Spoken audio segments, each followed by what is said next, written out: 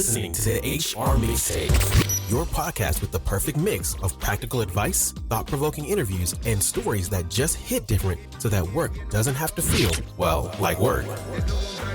Now, your host, Shari Simpson.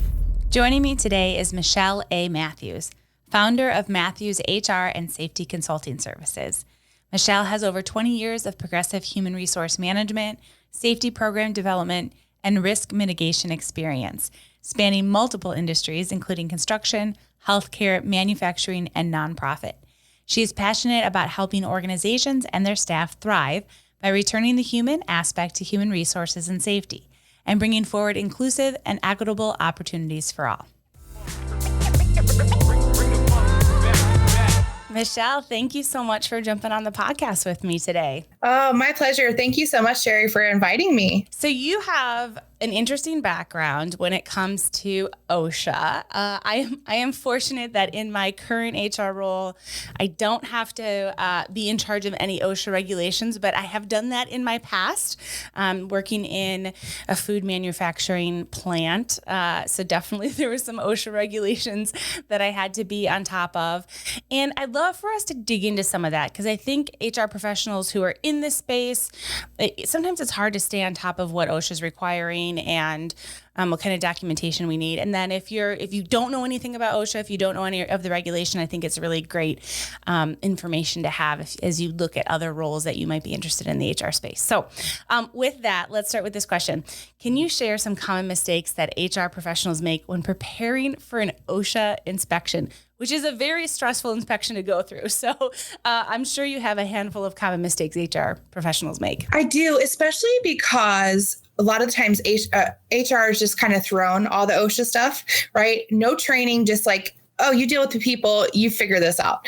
So common things that I'm seeing when I first go into places or talk to my HR teams, they have too much information. So we want to kind of look at it this way. OSHA is there to protect our employees, which is a great thing. They're the minimum standard, but it's also kind of like talking to an attorney for the opposing counsel, right? We don't want to give them too much information. We do want to have employee names. We want to have dates, things like that, but we don't want to give them anything they're not asking for. And before we give them what they're asking for, we actually want to ask them to give it to us in a list. They're going to try to verbalize it as much as possible. And there are things that they actually don't get to have the rights to right away. Your OSHA 300 log, 300A, absolutely within the first 4 hours, they get to see that. But other items we want to watch, like our training logs, let's hold off on that. Our written policies, let's hold off on that. Who's in charge of different things? Hold off on that. Talk with your safety consultant, and you should also have an OSHA attorney. And you want to work with them in unison to go through what you're going to turn in, and then also make copies of what you turn in, because they can come back later and say, oh, you didn't tell us this. And you're like, I swear I gave it to you. The other last thing I'll say is don't give them any agreements you have with any vendors or subcontractors without having your attorney or your safety consultant team look at it first. It's just the facts, ma'am. I feel like that's what we have to remind ourselves when it comes to these kinds of inspections. You know, you mentioned a couple of different reports and documentation. Is there key documents or records that HR professionals should kind of just always have on hand as they prepare for an OSHA inspection? Yes, you definitely want to make sure you have all your job safety and health posters, federal and state, right? Your policies and plans for like fire prevention, electrical, hazard communication with the GHS system is huge. Your heat safety plan right now, your bloodborne pathogens, your emergency actions, and your, like if you live in Florida or other places with natural disasters, so hurricane, tornadoes, pandemic now has to make sure you're updated. You definitely want to have that. And if you're in like healthcare or food service, you have to have your written contract for waste disposals. And all your insurance documents, plus your OSHA 300 and 300A logs for the last 5 years and the current year. So that's where a lot of people mess up too, is they have the previous ones or they don't have the current year.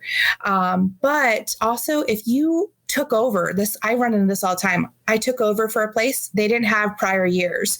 Okay, well, this is the time to do that self audit and go get your loss runs and put it together and show like, hey, yes, we didn't have it, but we went and put it together after the fact. That's going to show good faith. So for those not familiar, what is a GHS system? The GHS is the Global Harmonizing System. That's what came out in 2012, saying that now all of our labels have to have pictograms and signal words, really letting the consumer and the user know what their exposure is.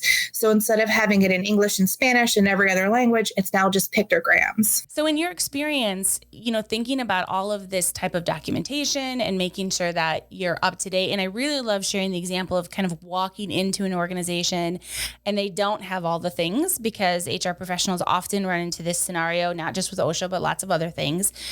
How can we create some effective strategies to mitigate risk and really minimize that likelihood of an OSHA inspection? Well, first things first, I'm going to tell you, get a checklist together and find out where the written policies are.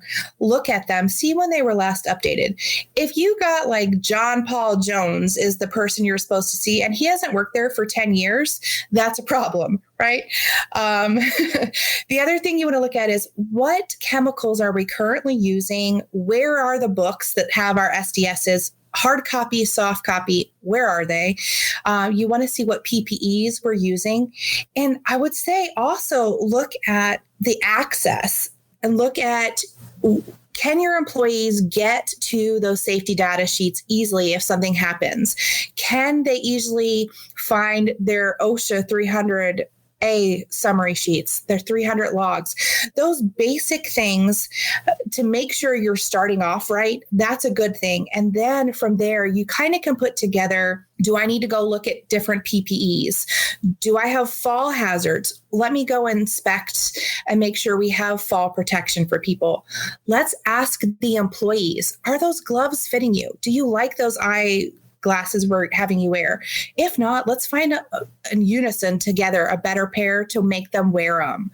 So those little things, getting the employees involved is especially key, because if they're not happy, yes, sometimes they'll come to you and tell you, but they have the right to call OSHA, go online, send it mail pigeon if they want, and then go in person and complain that you guys aren't keeping them safe. So those are the key areas I would start, and definitely with those employees too. Is there any documents that you've seen that haven't been handled properly that can really create challenges once you start that OSHA investigation? There are so many, unfortunately, I've seen in my 25 years of doing this, but some of them really are going to be starting off with what we're telling our employees. What are we training them with?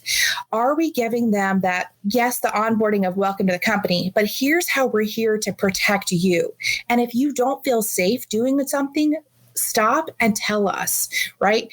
That is a big, huge red flag. If an employee doesn't know or they don't feel safe and they're afraid to say anything, especially in construction and manufacturing. You probably saw it too in your food service side. People were like, oh, I'm afraid to lose my job. No, I want to make that safe environment for them. So starting there, doing kind of like a PPE switch out. Let's bring them all new pairs. Let's bring them cooling towels for heat safety right now, right? Starting there is key for me, I would say. When you think about the employer-employee side of these inspections, what rights do employers and employees have? Is there things that HR professionals should be doing to ensure that those rights are protected during the process? Absolutely. And, OSHA doesn't always tell you this stuff. So the employer has the right to have a representative walking with OSHA. I recommend having the person who's going to be your OSHA rep, for lack of better terms, then also having someone to take notes of everything they're saying and someone to take pictures. You can have as many people as you want. The employees also get to have a representative or two attend the walkthrough. Other things that you don't necessarily know is the employee has the right to talk to OSHA by themselves if they're being talked to as an employee. But if they're a manager or a supervisor, they're usually going to do two folds. Number one, talk to them as a standard employee, which they don't get to have any representation in there if they don't want it. But then as a supervisor or manager, you as the company representative get to have someone sit with them. The other thing that a lot of people forget, and this is important, is employee and employer do not have to talk to OSHA. I would not suggest anyone saying, I plead the fifth. No, don't say that one. Just say, I choose not to speak with you or something along those lines, and I have the right not to. You also should not sign anything. I say it that way. A lot of people will say, oh, hey, this is your statement of what I took. Can you review it and sign that I got what you said correctly? You have the right not to, and I would recommend that you don't sign it. You can say, those are your notes. I'm not going to review them. I'm not going to sign them, because anything you say, just like in a different side of the house, is going to be used as evidence. And you may have misspoke or something like that. I mean, I misspeak all the time and say the wrong words sometimes. And then we don't want it held against you, right? So you have the right not to sign. You have the right as an employer to say, I'm going to schedule you to come back a different time to talk to the employees when it's more appropriate. Working with your attorney and your safety consultant, arrange that. You have the right to say, now's not a good time for the walkthrough. We're going to arrange a more appropriate time. Now, no, if you are really in a bad situation, they could potentially say, we're going to come back with a warrant. Okay, if that word is used and you don't have your attorney involved, get them involved. But you have the right to hold those items off. You know, when you were talking about having representation with you, one of the things I'm curious about, and I'm in Illinois, so this is a state with a lot of unions. How or what is the union's role in some of this stuff as far as representation goes and having access to some of the information when it comes to these OSHA inspections? Yeah, great question. So in states with unions, and I'm from up north, so I understand that, unions work in concert with OSHA a lot of the times, especially if the shop steward or the party is saying, hey, we don't feel this is right here. They have the right to be present. They have the right to talk to OSHA as well. They have the right to walk through. So I would tell you, really look at your collective bargaining agreement and see what you're signing up for. And if it's above what OSHA minimum standards are, and some states have more than just federal, so make sure you pay attention to that, but make sure you're minimally meeting the required minimums of your collective bargaining agreement and what OSHA is saying for your state or federal, and do better, right? These are our assets, right? So you don't have to just do the basics, but they do have the right to call. They have the right to attend and talk with OSHA as well. Now, proprietary information, just like with OSHA for the business, they don't get to see that. Neither does OSHA. So you have the right to protect that. But it's basically they're representing their concert of employees. And so they have the right to join in on all of that. When it comes to OSHA violations, right, as you go through this process, you know, I suspect that there's common citations that you've seen or that you've heard of. You know, what are some of those common citations that HR professionals should be aware of so that they can proactively address those? Yeah, I call those the low-hanging fruit. And those low-hanging fruit could be as much as $15,000 in 2023 or higher as we go forward. So that's going to be if we have proper signage, if we have employees wearing PPE where that signage says PPE is needing to be worn. Do we have those secondary labels from the GHS system on spray bottles, right? Here's one. This happens all the time in construction and manufacturing. If we have scrap wood or broken pallets and a nail is sticking out where someone could be poked or impaled, that's a huge low-hanging fruit. It's under housekeeping and it can be the 15,000 plus. Definitely want to do that. And also, this sounds weird for HR, but as you're walking around talking to your employees, look at your fire extinguishers. We have those done annually, absolutely, because that's required. But did you know on the back of your fire extinguisher, there's a card, and you're supposed to be checking that monthly to see if the green pin is in the right area. If it says overcharge or undercharge, those are huge fines. And so anybody can look at that. That's an easy one for HR as you're making your rounds, talking to your people. It also gets you out of your office to get among your people so they get accustomed to talking and seeing HR in a good way. I have been in HR over 16 years. I am married to a battalion chief in the fire department, and I have literally never heard that tip. So I appreciate that. I think that's just, like you said, it's just a really easy one. You know, when you think about OSHA inspections, what are some of the misconceptions or myths surrounding those that you've heard? Some of them I've heard is that they're like Gestapo. They're there to give employers a hard time. Truly, they're not. Yes, there are some, just like where anyone, you have some people who take it a little far, but really they're there to do the right thing for the employee. I'll tell you, the whole reason I got involved in safety is I had a fluke accident that could have been prevented, and I was paralyzed for 18 hours. The fact that I'm able to walk to this day tells me something was meant for me to be in safety. And so then I grew up in construction, and it was my dad's company, and I would see things happen. I'm like, we can prevent this. So OSHA's whole thing when it was signed in is so that people didn't lose arms, limbs, or lives to go to work. And I'm okay with that. And being an OSHA instructor myself, I get trained by OSHA people and I interact with them. They're really there to find if we're doing the right thing. They don't want to tag employers who are trying. A lot of the times, even when I'm doing representation walkthroughs with them, they'll say, hey, if you guys can get this fixed before I leave today, we're good, right? So they're willing to work with you if you treat them with respect. I've heard some bad stories about people saying really bad things about them and embarrassing. And so then they won't work with you, but they truly just want to make a safer work environment for the employees, which I'm all for. I love your advice about checklists. You know, I think as we've talked through everything, have those really great, robust checklists, right? What are your processes? How are you going to, what are your audits? How often are you going to do them? Add the fire extinguisher thing on there. You know, what is your process when you have OSHA come in the door? You know, I've gone through one inspection in my career, and I was very fortunate that the organization at the time had a really great checklist. So there wasn't any like, oh my gosh, OSHA's here, what do we do?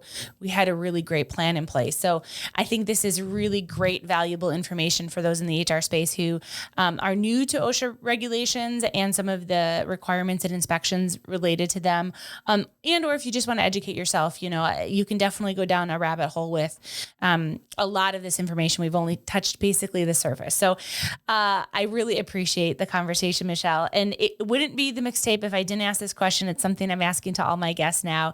As you kind of go through life right now, what is some song that's giving you inspiration or motivation right now? So I hope you don't laugh at me, but I teach CPR as well as OSHA, and it is How to Save a Life.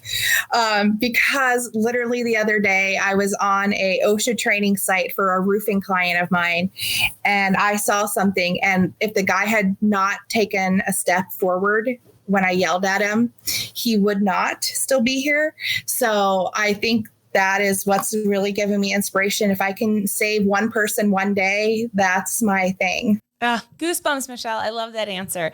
Thank you so much for spending a few minutes with me. Thank you for having me again. I really appreciate it. And if anyone has questions on how to make that checklist, they're always welcome to reach out. I do seminars, as you know, I did with SHRM, and it's important to just help people know what they don't know.